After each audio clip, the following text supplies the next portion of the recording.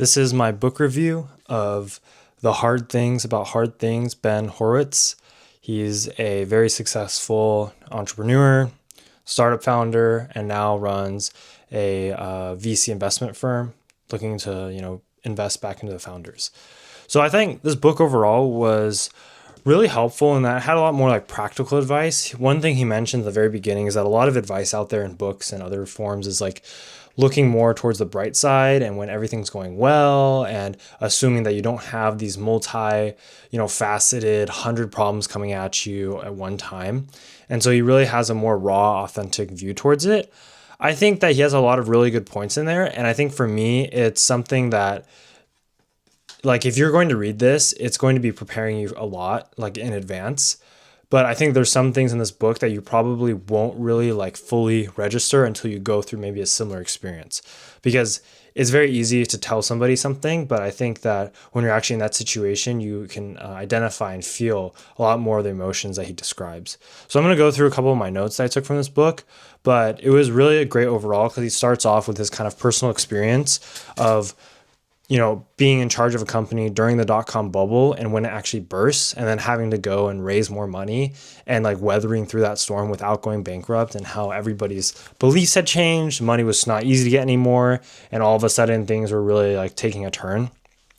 And so he has a lot of like great advice. And I think that it's just very, very practical in the sense of like, he doesn't waste time telling you about what other people do and what other books recommend. He's just telling you exactly what you need to know that are the things that most other people miss. So one of the first things he talks about is why you shouldn't be so positive as a CEO, especially not towards your employees. The reason is because your employees know that not everything is sunshine and rainbows. And the more you portray to them, the less they lose kind of the trust in you and the ability to view you as like somebody they can relate to and talk to, which is really what you want, because you want communication to flow throughout your system and your company, right? And you want to hear about problems early on. Training your people is the highest leverage thing you can do. That was one of the big takeaways from this book. And it's very funny because he talks about why nobody wants to train their people because they think it's a waste of time. But he points out that like, and this was something I realized too, is like the majority of all sorts of, just the idea of how we hire people, how we onboard them, and how we actually do things is like, it doesn't make sense. In the sense, like, you think about it, right? Why is it that for high schoolers or maybe like college students, we give them internships, but when we hire people, we don't give them internships either, right? Like, what's the point of that? That makes no sense. Because if you have an interview with somebody, how do you know if they're going to integrate well in your current company, right? And so he really emphasizes you have to be much more stringent when you hire people. You have to be much more explicit with what exactly you want and expect of them. And then as the company grows and changes, those responsibilities will grow and change, and you need to communicate those differences. And if this person no longer becomes like effective, right, or they can't grow with the company, then you need to find somebody else. And it's just that like people don't do this, and it ends up with a lot of these people in these positions who are extremely ineffective, holding back the company. And the key foundation to all this is training people correctly. Because like one example I talk about is like, let's say there's a coder, and say you hire a coder, right? They need to be trained in understanding not only what specific area of coding you guys are doing for your project, because they may have general knowledge of coding, right? But also, how does the existing engineering team do their coding, and what quirks or precedents do they have that are reflected in the current product, and how do they work moving forward, and what is their strategy? Like, this is all super important stuff that just goes beyond, just being like, oh, they need to know some coding.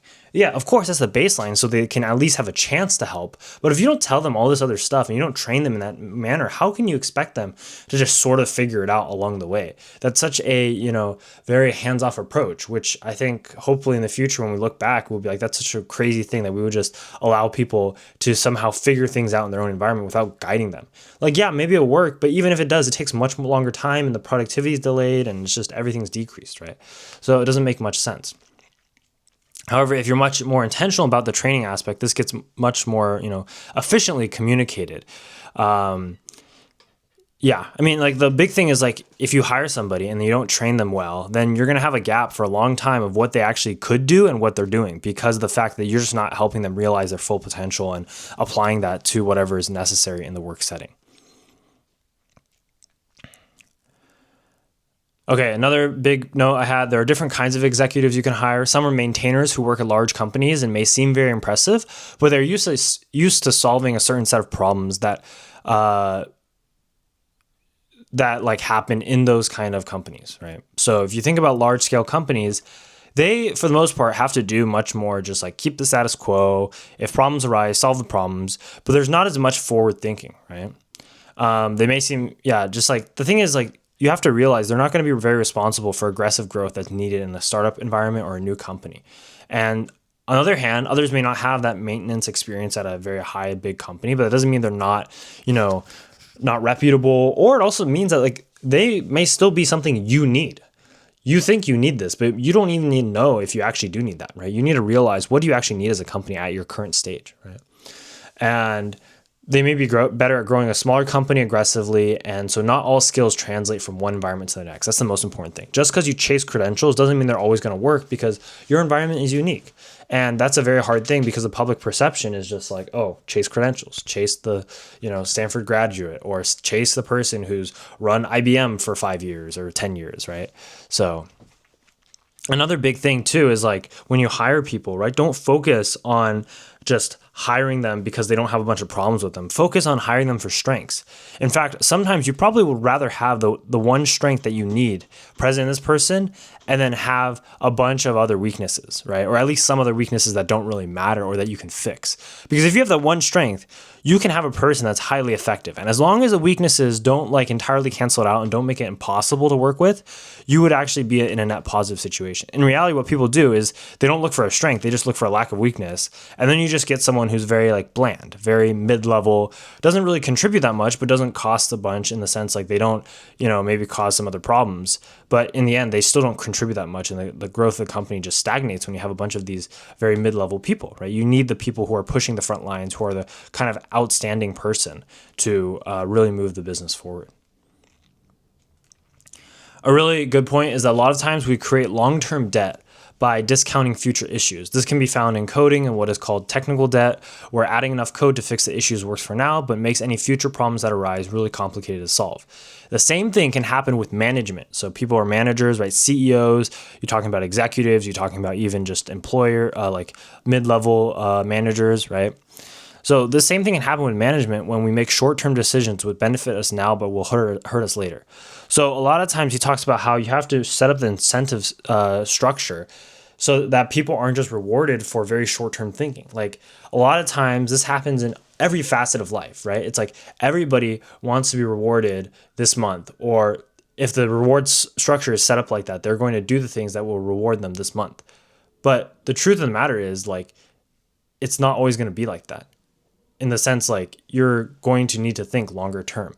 You're going to need to, work on more complicated issues, work on other things that are going to be like beyond that scope. And by discounting the future, you're going to find yourself in a very precarious situation later on.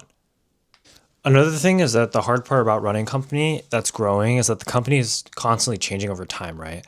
And the problems that become urgent and potentially life-threatening for the company also change over time.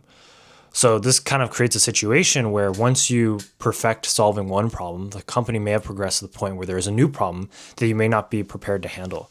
So I think this is personally like why you need to understand if you're starting a company, starting a business, even taking over a company or business, like you have to be okay with change. You have to be okay with very high highs and very low lows.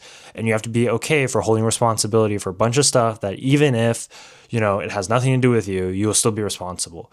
Like, you start to realize once you're the CEO of a company, you are responsible for just everything, for everything the company does, even if it's completely unfair, even if there's somebody all the way, down the line at the like lowest rung in the corner doing something bad, is going to be reflected on you because you own the company and you're supposed to know about everything.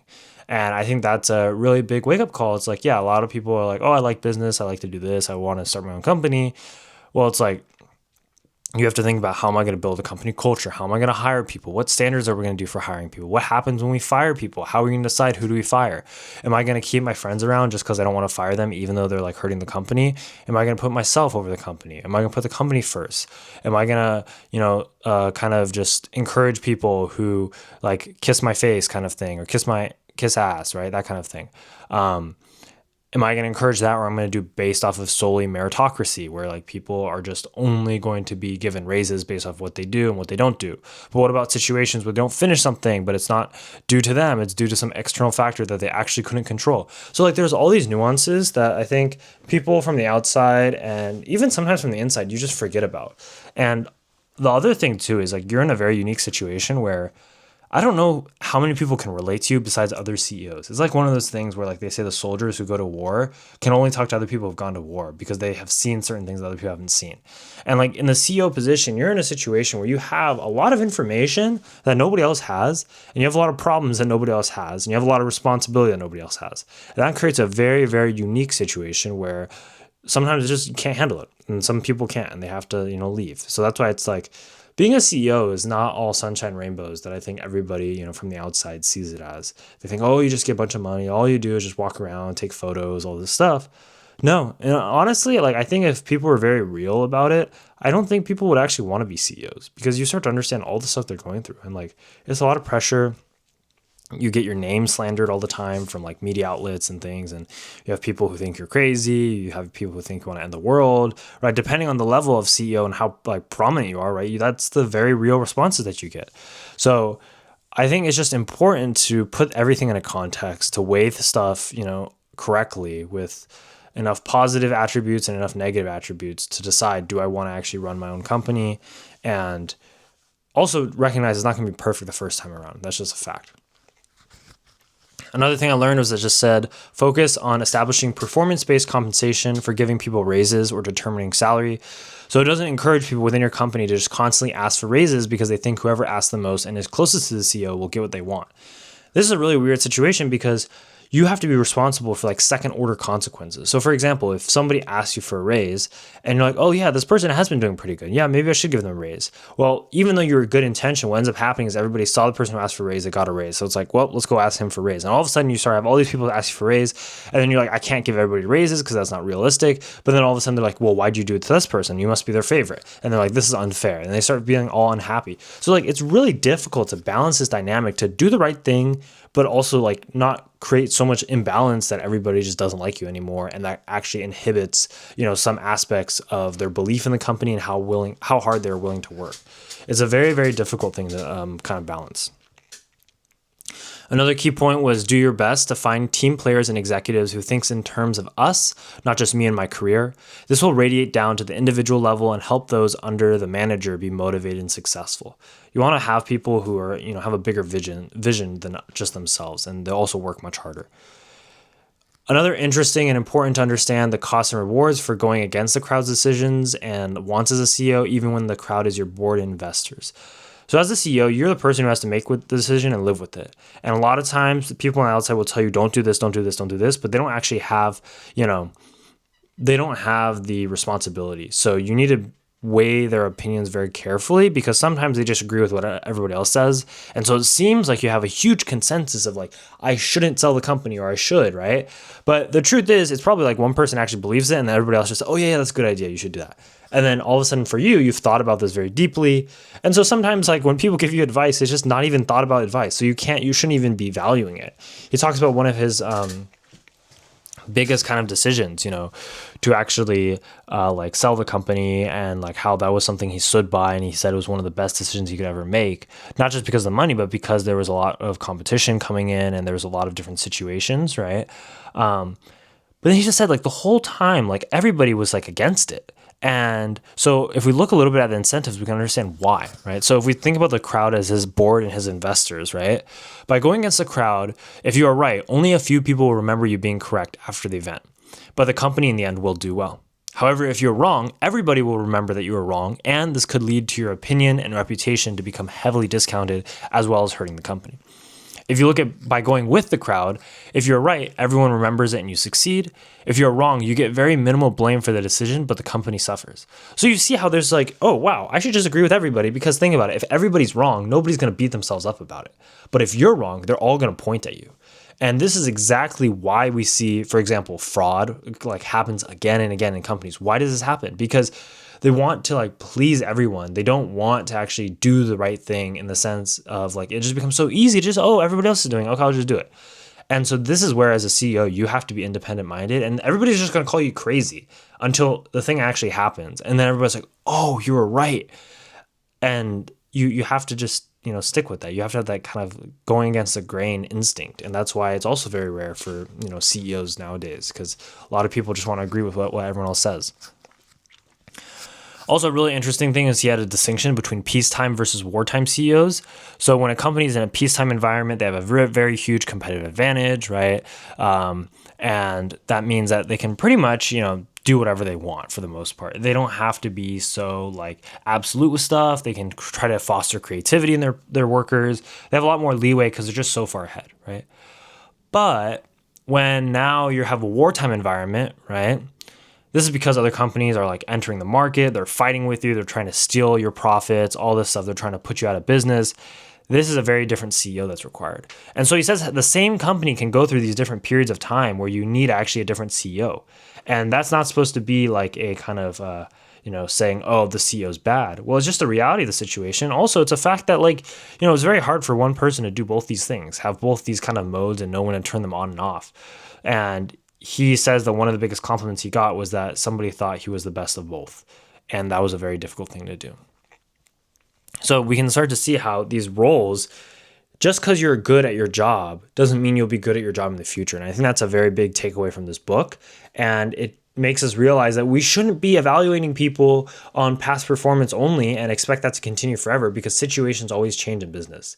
And as a result, you need to properly kind of value switching them out. And it's totally fine. Like, we should normalize it. But the problem is there's just so much stigma because, nobody wants to be fired and nobody wants to do what's right for the company and everybody's against it. So then it was like, why don't I just delay it and then not have to deal with the consequences later? But that is exactly what turns you into just average company that just sucks. Yeah. Then the last kind of big thing I took away was talking about how to package feedback. So they have this thing called a shit sandwich, and it's where you put you start with complimenting somebody, then you kind of tell them where they can improve, and you try to focus more on their behavior, not as an individual person of what they did wrong, right? And then you finish by telling them how much they value their strengths.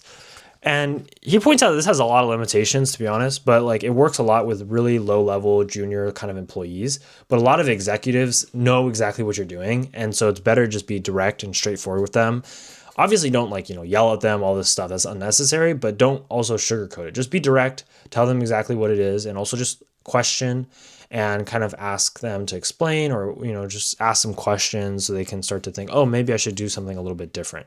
And that'd be a key way to kind of pass on your feedback without having too many people's feelings hurt and just stuff getting too complicated. So that was my book review. Overall, I think it's a very, very solid book for kind of management in general. And if you guys have any questions, put them in the comments below. Otherwise, subscribe for more.